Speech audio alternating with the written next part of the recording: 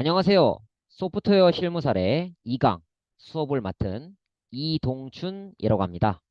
오늘 살펴볼 내용은 소프트웨어 흐름 파악 및 작성법입니다. 여러분, 1강 내용 잘 복습하고 오셨나요? 네, 소프트웨어란 무엇인지, 그래서 코드란 무엇인지, 그리고 이 둘이 어떤 관계가 있는지 우리가 살펴봤습니다. 그래서 소프트웨어라는 것은 컴퓨터한테 뭔가를 시키기 위한 것. 그리고 코드는 네, 컴퓨터가 아는 규칙으로 말을 하는 그런 것을 코드라고 했고요. 그래서 이 둘의 관계, 실무에서는 어떻게 해야 되느냐? 가독성이랑 규칙성, 규칙성과 가독성을 고려해서 배려하는 마음으로 작성을 해야 한다. 이런 이야기를 했습니다. 네, 이런 정의나 내용들이 잘 기억이 안 난다면 복습을 하고 와주시면 됩니다. 그래서 오늘 배울 내용은 이 소프트웨어의 흐름, 그러니까 실제로 어떻게 돌아가는지를 파악하는 방법, 그리고 그 흐름도를 작성을 어떻게 하는지, 그것들을 어떻게 읽어드리는지 한번 살펴보도록 하겠습니다. 학습 내용은 순서도, 그러니까 소프트웨어 흐름을 파악하기 위해서 순서도를 작성하는 방법을 배울 것이고, 실질적인 예시와 함께 설명을 드리겠습니다. 그래서 내가 이제 순서도를 작성할 수 있고, 다른 사람이 작성한 순서도를 파악할 수 있게 됩니다. 그래서 이 소프트웨어 코드랑 이 순서도를 서로 매칭을 할 수 있게끔 그렇게 학습을 하도록 하겠습니다. 네, 소프트웨어 흐름을 파악하는 도구는 따로 정해져 있지는 않습니다. 뭐 종이랑 펜이 될 수도 있고 엑셀이 될 수도 있고 뭐 한글 문서, 메모장, 그냥 말로 하는 것 등등이 있습니다. 그런데 일반적으로는 이 순서도를 그려서 보통 소프트웨어 흐름을 파악하고 그렇게 문서로 남겨놓습니다. 그래서 파워포인트나 비지오 같은 걸로 작성을 합니다. 근데 이것들은 유료이고 진입장벽이 조금 있습니다. 그런데 이 드로우.io라는 웹사이트는 무료이며 접근 방법도 간단하고 사용 방법도 매우 쉽습니다. 그래서 이 드로우.io를 추천을 드립니다. 그 다음에 순서도의 각 도형 명칭 및 기능. 네, 순서도를 배우신 분도 있을 것이고 배우지 않은 분들도 계실 텐데 그분들 다 이제 생각날 수 있도록 설명을 드리겠습니다. 뭐 원래 순서도는 이거 말고도 여러 개가 있지만 사실은 이 네 개만 알면 충분합니다. 그 중에서도 이 중에서 하나만 알면은 사실은 충분합니다. 일단 하나하나 설명드릴게요. 이게 흐름선은 실행의 순서. 뭐첫 번째 내용 수행하고 그 다음 거 수행하고 이런 화살표이고요. 터미널은 시작과 끝 부분입니다. 그래서 얘는 뭐 사실 생략이 되는 경우도 있어요. 그리고 처리는 어떤 임의의 값 A에 대해서 O를 넣는다. 뭐 A의 값을 뭐 A에다가 뭐 B를 더한다. 뭐 이런 걸 처리하는 부분이 네모이고, 그리고 이 마름모는 조건부 실행 표현입니다. 판단이라고 하고, 이거를 이용해서 이렇게 두 갈래 길로 갈라지게 됩니다. 그래서 얘를 이용해서 조건문이나 반복문을 표현하는 것이 가능합니다. 그렇다면 여기서 가장 중요한 거 어떤 걸까요? 제가 하나만 알면 된다고 했잖아요. 바로 마름모입니다. 네. 이것은 예와 아니오로 결과가 나뉘는데요. 네. 이 두 가지만 잘 표현하면은 반복문, 그러니까 조건문뿐만 아니고 반복문도 표현을 할 수 있게 됩니다. 그래서 이 마름모에서 중요한 게 뭐냐면 나가는 화살표는 반드시 두 개여야 한다는 겁니다. 예, 아니오만 표현을 합니다. 여기 그림을 예로 들어서 설명드리겠습니다. 아래로 뻗으면은 yes, 오른쪽으로 뻗으면 no. 들어가는 부분은, 그러니까 이 마름모로 들어오는 부분은 어디로 들어오든 상관은 없습니다. 하지만 나가는 건 반드시 두 개여야 합니다. 그리고 방향은 상관이 없습니다. 지금 이 부분에서는 얘가 아래쪽이고 아니오가 오른쪽인데 뭐 아니오가 아래쪽일 수 있고 얘가 오른쪽일 수 있습니다. 왼쪽이 될 수도 있고요. 다만 중요한 것은 방향의 일관성이 있어야 한다는 것입니다. 그 방향에 일관성이 없게 되면은 방향의 일관성이 없게 되면은 알아보기가 매우 힘듭니다. 알아보기가 매우 힘들어요. 그래서 이 소프트웨어 흐름을 파악하는데 핵심이 되는 것은 많은 사람들이, 나를 포함한 많은 사람들이 쉽게 알아보고 그 소프트웨어의 흐름을 읽을 수 있고 그거를 전달할 수 있으면 되는 겁니다.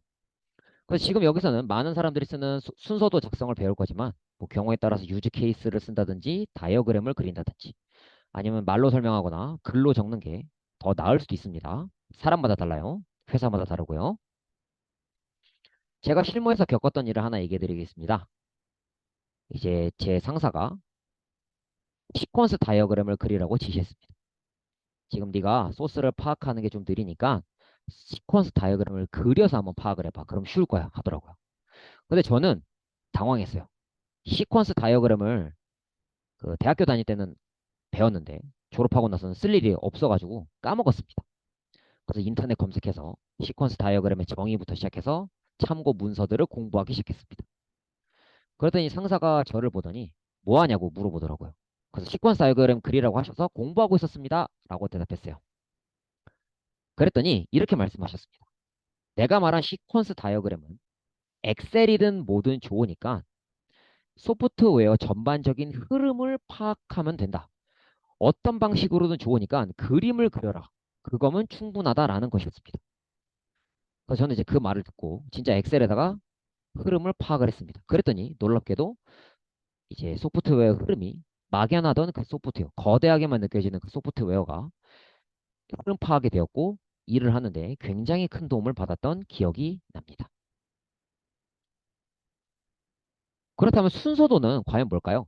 네, 제가 이 마름모가 핵심이라고 하였는데 이 순서도는 일상생활에서도 아주 쉽게 쓸 수 있는 겁니다. 제가 예를 들어서 속이 쓰리다고 가정해 보겠습니다. 그럼 일단 배가 고픈지 먼저 체크를 해봅니다. 배가 고프면 밥을 먹어요. 그러면 속쓰림이 해소가 되겠죠. 그런데 만약에 속이 쓰리고 배가 고픈 게 아니에요. 근데 배가 아파요. 그러면 약을 먹습니다. 그럼 좀 괜찮아지겠죠. 근데 배가 고픈 것도 아니고 배가 아픈 것도 아니에요. 그럼 이상하잖아요. 병원에 가봐야겠죠. 그래서 이게 어려운 개념이 아닙니다. 추상적이고 어려운 개념이 아니에요. 네, 소프트웨어 실무에 있는 개념들이 다 이와 같이 막상 보면은 그렇게 어렵지 않은 쉬운 개념들입니다. 결국 사람들이 모여서 일을 하는 곳이기 때문에 그렇습니다. 어렵지가 않아요. 어렵게 생각하시면 어렵고 쉽게 생각하면 쉽습니다. 그래서 어렵게 생각하시면 안 돼요. 이거를 코드로 이제 예를 들어서 표현을 할 건데 그 전에 이 변수라는 것에 대해서 제가 설명을 드려야 되겠습니다. 왜냐하면 이 변수라는 말을 알아야지 소프트웨어 실무를 할 수가 있고요. 코딩에서 가장 기본이 되는 개념이기 때문입니다. 이 변수라는 말은 임의의 값입니다. 그래서 뭐 변수 뭐 a에다가 5를 넣었다. 이 말은 임의의 값에다가 5를 넣었다는 말입니다. 그래서 이제 뭐 2x 더하기 7에서 여기 x에다가 임의의 값 0을 넣었다. 그러면은 이 결과는 7이 되죠. x에다가만 임의의 값 1을 넣었다. 그럼 이 식의 결과는 9가 됩니다. 그랬을 때 이 x를 우리는 임의의 값이라고 하고 변수라고 부르죠. 이 변수 i에 대해서 한번 예시를 들어보겠습니다. i 값을 0이라고 예를 들게요. 그랬을 때 이 i 뿔뿔을 적게 되면은 이거는 i에다가 1을 더한 거랑 똑같습니다. 그래서 이제 i가 0이기 때문에 0 더하기 1 하면은 i는 1이 됩니다. 만약에 i 값이 1이라면은 1에다가 1을 더한 거고 2라면 2에다가 1을 더해서 값이 하나 증가하는 것입니다. 그래서 변수라는 개념과 요 뿔뿔 이 개념을 잘 아셨으면 좋겠습니다. 물론 이걸 처음 본다면 굉장히 헷갈리실 겁니다. 근데 억지로 외우지 마세요. 자주 보면은 자연스럽게 외워지기 때문입니다. 그래서 억지로 외우려고 스트레스 받지 마세요. 그 다음에 대입이랑 값 확인하는 거에 대해서 설명을 드리겠습니다. 요 equal, 뭐 는이라고 하죠, 는. 네, 요게 하나만 있으면은 값을 넣는 거예요. 변수 i에 5를 넣는 거. 근데 이렇게 넣는 두 개가 있으면 글꼴에 따라서는 이렇게 짝대기 길게 나옵니다. 얘가 5인지 아닌지 참거짓을 판별하는 코드로 쓰입니다. 순서도 작성할 때 나올 거예요. 자, 그 다음에 반복문을 예로 들어보겠습니다. 반복문. 제가 아까 여기서 보여드린 건 조건문인데 이번에는 반복문입니다. 그래서 이제 i 값을 5까지 하나씩 증가시킨 다음에 a라는 변수에 i 값을 대입시키는 겁니다. 그래서 i 플러스 는 1은 i 뿔뿔이랑 같은 말이고 이거는 i에다가 1을 더한 거랑 같은 말이에요. 그래서 i가 5가 될 때까지 계속 값을 더합니다. i가 처음에 0이지만 계속 더해요. 그래서 i가 5가 되는 순간 a에다가 5를 더하죠. a 값이 얼마인지 모르겠지만 원래 있던 a 값에 5가 추가가 돼서 출력을 하게 될 겁니다. 여기 i 넣는 5는 i는 5입니까? 확인하는 부분. i 플러스 는 1은 i 뿔뿔이랑 똑같고 결과적으로 i에다 1을 더하는 거랑 똑같은 거. 이렇게 나오는 거를 보여드렸습니다. 이 그림, 이 문장 이런 것들이 익숙하지가 않으실 수 있겠지만 정보처리 기능사, 산업기사, 기사에서도 많이 나오는 내용이니까 숙지해 두시면 좋을 것 같습니다. 공무원 전산직에서도 나올 수가 있겠죠. 이제 순서도 실무 예시를 들어보겠습니다. 글자 크기가 좀 작아서 잘 안 보일 수가 있는데 제가 실제 일을 할 때 제가 작성한 순서도를 가지고 온 겁니다. 일단 이렇게만 보면 간단하죠. 뭔가가 시작이 되고 뭔가가 끝났다. 뭐 피카운터 텍스트 박스라는 거를 수정할지 말지 결정을 해서 그 값을 수정하면 텍스트 값을 쓰고 그게 아니면은 그 데이터를 불러온다고 합니다. 근데 여기 조금 뭔가 신경 쓰이는 게죠. 버퍼 컨베이어, 스테이지 컨베이어, 프린트 라벨, 피커 헤더, 스레드를 시작하게 돼요. 이게 진짜입니다. 네, 이거는 큰 로직이고 세부 로직은 이렇게 됩니다. 그래서 스레드라는 건 하나의 실행 단위인데 그 스레드라는 게 4개 모인 소스입니다. 그래서 규모가 꽤 컸고요. 이거는 제 상사분께서 저한테 요청해 주신 겁니다. 왜냐면 상사분은 바쁘시기 때문에 이 소프트웨어 코드를 일일이 한 줄 한 줄 보실 시간이 없어요. 그렇기 때문에 저 같은 사람이 이렇게 큰 흐름을 그려서 보여줍니다. 이런 흐름으로 동작해요. 그리고 이러한 흐름을 여기 녹색깔 부분 추가해서 더 개선했습니다. 라고 보고를 합니다. 그래서 이게 지금 실무에서 쓰이는 순서도였습니다. 이거 외에도 많은 순서도들이 실무에서 사용이 되고 그려지고 있습니다. 그래서 앞에서 배웠던 내용을 잘 알면은 이 순서도도 읽을 수가 있게 되고 나도 작성할 수가 있게 됩니다. 그래서 이런 거는 연습이 좀 많이 필요해요. 무작정 되는 건 아니고 연습이 좀 필요합니다. 자, 소프트웨어 코드랑 순서도를 한번 보도록 하겠습니다. 네, 소프트웨어 코드랑 순서도를 한번 같이 볼게요. 여기 왼쪽에 있는 거는 이제 1부터 10까지 합을 구하는 코드인데 요거는 의사 코드, 그러니까 휴도 코드라고 해요. 휴도 코드, 슈드 코드 이렇게 얘기하고 이거는 실제로 돌아가는 코드는 아니고 사람이 알아보기 쉽게끔 쓴 코드입니다. 그래서 실제 프로그래밍 언어는 아니에요. 그래서 일종의 이것도 소프트웨어 흐름 파악에 필요한 도구에 해당이 되죠. 이런 그림 아니고 텍스트로 하는 것도 일종의 도구에 해당이 됩니다. 그리고 이거는 실제로 돌아가는 코드, 파이썬 코드입니다.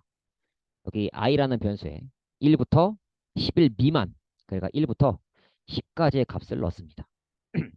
그 다음에 sum이라는 값에다가 누적을 시켜요. 그래서 이거는 sum은 sum 플러스 i 이렇게 보시면 돼요. 여기는 이렇게 돼 있죠. 그거를 이제 순서대로 표현을 한번 해봤습니다. 우선은 sum 값을 0으로 초기화하고 i도 0으로 초기화합니다. 그래서 i를 하나 증가시켜요. i가 1이 되겠죠. i가 1이 되고 0에다가 1을 더합니다. 그 다음에 i 값이 11 미만인지 체크합니다. 그래서 i 값이 10이 될 때까지는 계속 더합니다. 그래서 sum이 이제 1이 되고 거기에 2를 더하고 거기에 3을 더하고 쭉쭉쭉쭉 해서 10까지 더합니다. 그러다가 i가 11이 되면은 sum을 이제 1부터 10의 합이라고 하고 그 sum을 출력하면서 프로그램을 끝낼 수가 있습니다. 이거는 굉장히 간단한 예시이고 조금 더 이 마름모가 많아지고 화살표가 많아지면은 조금 더 복잡한 코드가 나오겠죠. 제가 앞서 보여드린 실무 코드처럼 더 복잡하고 더 어려운 코드들이 나올 수가 있습니다. 그 다음에 이제는 누적 곱을 한번 계산해 보겠습니다. 네, 앞에 있는 것과 뒤에 있는 것 이게 차이가 뭐냐면 우선은 전부 다 한글로 썼죠. 한글로 썼고 네, 물론 영어로 된 부분도 있지만 여기 의사 코드 같은 경우는 최대한 다 한글로 썼습니다. 순서도도 한글로 썼어요. 그래서 이게 의사 코드는 글자 그대로 의사 코드이기 때문에 한글로 적든 뭐 일본어나 중국어로 적든 상관은 없습니다. 네, 뭐라고 적든 상관없어요. 근데 파이썬 같은 경우에는 변수는 한글로 적을 수 있지만 이런 키워드들은 영어로 적어 주셔야 돼요. 그리고 또 주목해 보셔야 될 점은 총합이 어, 0이 아니라 1부터 시작을 합니다. 왜냐면은 0으로 시작을 하게 되면 어떤 값을 곱해도 그 결과는 0이기 때문이죠. 이런 디테일들을 놓치면 안 돼요. 그래서 여기에 1을 넣고 i는 0부터 시작을 합니다. 그래서 i를 하나 증가시키고 거기에다가 i 값을 곱해요. 그래서 얘 같은 경우에는 총합은 총합 곱하기 i 한 겁니다. 그래서 아까 이거 플러스 는 한 거랑 똑같죠. 그래서 i 값이 11을 될 때까지 계속 곱합니다. 그래서 팩토리얼이랑 똑같습니다. 10 팩토리얼 하면은 10 곱하기 뭐 이제 1 곱하기 2 곱하기 3 해서 10까지 곱하는 거니까 10 팩토리얼이랑 똑같다고 보시면 됩니다.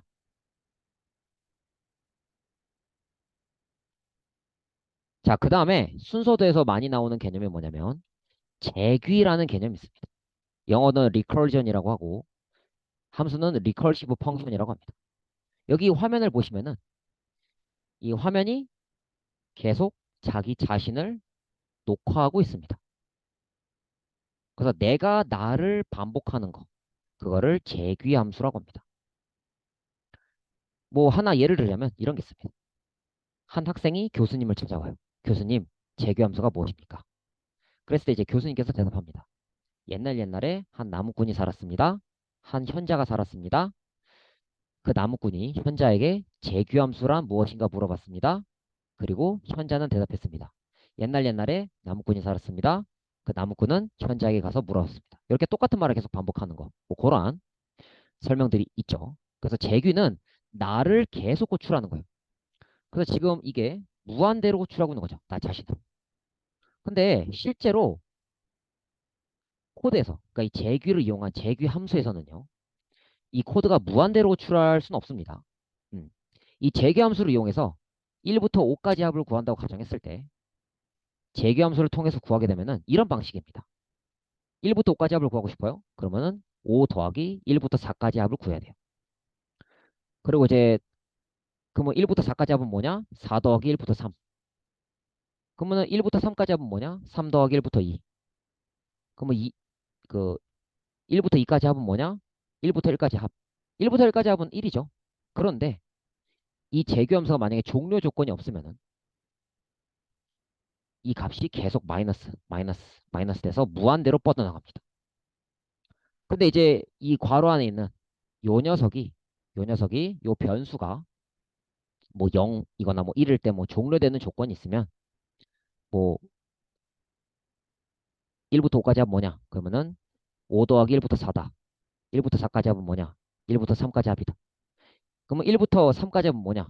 1부터 2까지다. 그러면은 1부터 2까지 합은 뭐냐? 1부터 1까지다. 그럼 1부터 1까지 합은 뭐냐?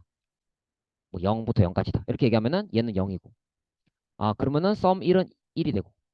그럼 이 썸 2는 3이 되고. 또 이 썸 3는 6이 되고. 그럼 썸 4는 10이 되고. 그래서 5 더하기 10해서 썸 5는 15. 그러니까 1부터 5까지 합은 15라는 결론을 내릴 수가 있게 됩니다. 이거를 한번 순서도로 그려보겠습니다. 예, 여기 순서도 이제 함수랑 해서 순서도예요. 이거는 이제 파이썬 코드랑 의사 코드를 다 하기에는 코드가 너무 길어서 의사 코드만 넣었습니다. 여기 함수, 그 하나의 기능을 만들어요. 1부터 10까지 구하는 기능을 만듭니다. 네. 변수는 알겠는데 함수는 뭐야? 라고 하면은 그냥 기능이라고 보시면 돼요. 기능. 그래서 이 썸이라는 이름의 기능은 1부터 n까지 합을 구하는데 1부터 n까지 합을 어떻게 구하냐면 n이 0일 때는 0을 갖다 주고 그리고 n이 0이 아니면은 n 더하기 n-1 그러니까 1부터 n-1까지의 값을 구해서 더해서 구하는 거예요. 그렇기 때문에 이 논리가 똑같이 적용이 되죠. 그래서 1부터 5까지 합을 구하기 위해선 1부터 4까지 합 구하고 1부터 4까지 합 구하려면 1부터 3까지 합을 구하고 1부터 3까지 합을 구하려면 1부터 2까지 합을 구하고 1부터 2까지 합을 구하려면 1부터 1까지 합을 구해야 되는 거죠. 그래서 이러한 조건을 작성을 해줘야, 이러한 조건을 작성을 해줘야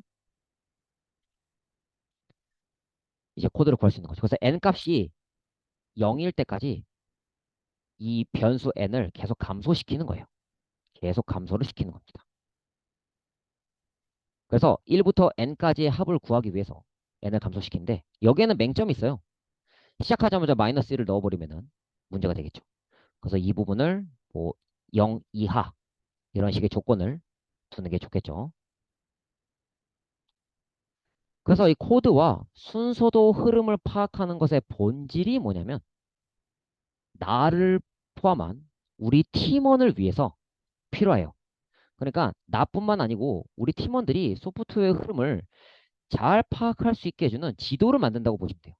어디 여행 갈 때나 어딘가를 떠날 때 지도가 없으면 길을 헤매게 되잖아요. 그렇기 때문에 지도가 중요한 것처럼 서로를 배려하는 마음으로 잘 작성을 해주셔야 돼요. 이 도형을. 자, 문제를 내도록 하겠습니다. 순서도에서 판단을 표기할 때 말은 뭐를 사용할까요? 정답은 O죠. 네, 이 말은 뭐가 조건부 실행 표현을 하고요. 이거를 이용해서 반복문도 가능하고 조건문도 작성이 가능합니다. 재규함수란 자기 자신을 반복하는 함수일까요? 맞죠? 네, 내가 아는 재규라는 단어는 뭔가를 반복한다를 알고 계시는 분은 쉽게 아실 것이고 이 단어 자체를 처음 들어보는 분은 많이 낯설 수가 있는데요. 재규함수라는 말은 자기 자신을 반복하며 반드시 종료 조건이 있어야 됩니다. 이 종료 조건이 없게 되면은 스택 오버플로우나 혹은 힙 오버플로우 같은 이런 오버플로우 에러가 납니다. 왜냐하면 컴퓨터 메모리가 컴퓨터의 기억 공간이 한정돼 있기 때문에 똑같은 거를 계속 호출하게 되면 언젠간 이 메모리가 탕 터지기 때문에 그렇습니다. 자, 오늘 배운 내용들 정리해 보겠습니다. 네, 순서도를 작성할 때 소프트웨어 흐름을 작성하는 방법이 여러 가지가 있는데 그중에서 이제 순서도가 가장 많이 쓰인다고 말씀을 드렸습니다. 여기서 이 마름모는 조건부를 실행할 때 쓰인다고 하고 이렇게 생겼죠. 그래서 화살표가 뭐 위아래 방향은 상관이 없지만 일관돼야 된다 얘기했고 나가는 거는 반드시 두 개라고 했습니다. 그래서 드로우.io를 이용하면 되고요. 뭐 다른 툴을 이용하셔도 상관은 없습니다. 뭐저 같은 경우는 엑셀로도 순서도는 아니고 어떤 흐름도를 파악을 해봤어요. 그래서 소프트웨어 코드를 작성하고 순서도를 비교해 봤는데 예, 의사 코드랑 재규 함수를 보여드렸습니다. 그래서 실제로 돌아가는 코드는 아니지만 전반적인 논리나 흐름을 표기할 때 쓰는 게 바로 의사 코드입니다. 그리고 자기 자신을 실행하는 것을 재규 함수라고 하고 이것에는 반드시 종료 조건이 있어야 한다라고 말씀을 드렸습니다. 자, 이제 오늘 내용을 마쳤습니다. 이제 다음 내용은 이제 실제 실무랑 밀접한 관련이 있는 업무 속 소프트웨어 실무에 대해서 살펴보도록 하겠습니다. 이 소프트웨어 실무를 하다 보면은 뭐 한글이 깨진다든지 뭐 영어권이랑 뭐 유럽권에 따라서 뭐 언어 대응을 다르게 해야 된다든지 이런 세팅들 혹은 프로그래밍 언어 환경에 따라서 좀 다르게 세팅해야 되는 그러한 세팅들 네, 뭐 여러 가지 그런 다양한 사례들이 있습니다. 그래서 이제 뭐 자바는 뭐 JDK에서 돌아가고 C샵은 .NET 프레임워크에서 돌아가고 이러한 것들을 실제 사례와 함께 소개를 해드리도록 하겠습니다. 네, 그래서 우리 이제 1강 소프트웨어와 코드에 대해서 시작해서 오늘은 소프트웨어 흐름 이런 순서도 작성 흐름 파악에 대해서 배웠습니다. 그래서 앞에 있는 내용들 여러분들 복습을 잘 하셔야 돼요. 복습을 잘 하셔야지만 이 내용들이 전부 다 여러분께 됩니다. 그래서 이제 1주차 마지막 내용 3강 이제 배울 건데 앞에 1강 내용과 2강 내용을 잘 복습을 해서 잘 복습을 하셔가지고 만나 뵙도록 하겠습니다. 그래서 제일 중요한 거는 어떻게 하면 내가 이러한 기능을 구현할지 생각해 보고 그리고 이 내용들 계속 숙지하면서 억지로 외우지 마세요. 억지로 외우는 게 아니에요. 그냥 자연스럽게 생각을 많이 해보고 고민을 해보고 배려하는 마음으로 일을 한다 생각하시면은 이 내용들이 어렵지 않게 느껴질 겁니다. 네, 오늘도 수업 듣느라고 고생하셨습니다. 감사합니다.